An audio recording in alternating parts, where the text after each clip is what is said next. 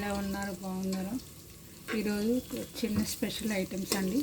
ఇంట్లో వెజిటబుల్స్ లేనప్పుడు చిన్న ఒక 10 మినిట్స్లో వేడిగా రైస్ ప్రిపేర్ చేసుకోవచ్చు అండి. అవి ఎలా అంటే ఒక 2 అవర్స్ ముందు రైస్ కడిగి నానబెట్టుకోవాలండి.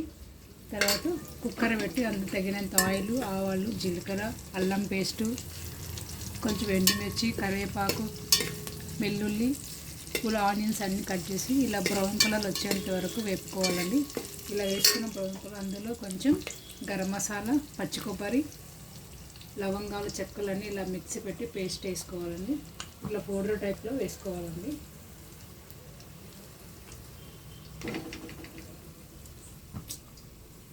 ఇలా వేసుకొని కొంచెం బాగా ఒక 2 మినిట్స్ ఇట్లా నూనెలో గోలించి ఇలా కలపాలండి.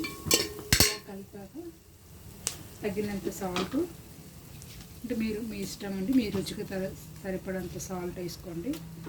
మేమైతే వాటిలో తగినంత సాల్ట్ వేసుకున్నామండి. కొంచెం పసుపు, సమపాలలో మిక్స్ చేయాలండి. ఇలా మిక్స్ అయినాక తర్వాత కొంచెం లైట్గా ఎండుకారం, 1.5 స్పూన్ ఎండుకారం వేయాలి. ఎందుకంటే కొంచెం టేస్టీ కోసం 1.5 స్పూన్ ఎండుకారం వేయాలండి. అంటే మీ ఇష్టం, మీకు కొంచెం ఎక్కువ కారం కావాలంటే కొంచెం ఎక్కువ యాడ్ చేసుకోవచ్చు అండి. మా ఇంట్లో లిమిటెడ్ కారం కాబట్టి కొంచెం తక్కువనే యాడ్ చేశానండి. ఇలా యాడ్ చేసినాక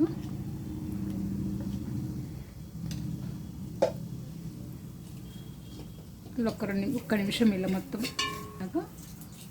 మనం ముందుగా కడిగి నానబెట్టుకున్న రైస్ని ఇందులో యాడ్ చేయాలండి.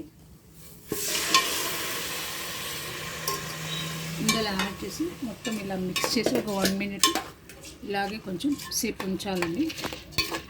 ఇలా యాడ్ చేసి ఉంచాలి. ఇప్పుడు నేను 2 glasses, medium glasses 2 glasses rice తీసుకున్నాను అండి. 2 గ్లాసెస్కి 4 గ్లాస్ వాటర్ వేయాలండి. ఇలా వేసి కొంచెం బాగా ఒక్క నిమిషం ఇలాగే ఇదే వాటర్లో కొంచెం మగ్గాలండి. ఇలా మగ్గితే కొంచెం ఏమైతుంటే బియ్యం రైస్ పొడిగా బాగుంటుంది, పలచగా పొడిగా బాగుంటుంది. ఇలా నూనెలో ఒక్కసారి 2-3 సార్లు ఇలా కలపాలండి. సో ఇలా అయిపోయినాక ఒక 2 నిమిషాలు ఇలా ఉండాలండి.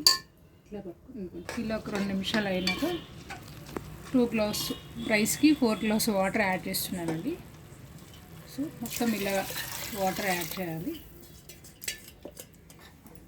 ఇలా యాడ్ చేసినాక ఒకసారి మీకు ఏమైనా డౌట్ అనిపిస్తే ఒకసారి సాల్ట్, కారం చెక్ చేసుకోవచ్చండి. ఓకే అవసరం లేదంటే ఇలా మొత్తం అయిపోయినాక పైనుంచి కొంచెం కొత్తిమీర వేసేసి ఒక 3 విజిల్స్ పెట్టేస్తే వేడిగా ఫ్రైడ్ రైస్ రెడీ అండి. ఓకేనా ఫ్రెండ్స్? బాయ్.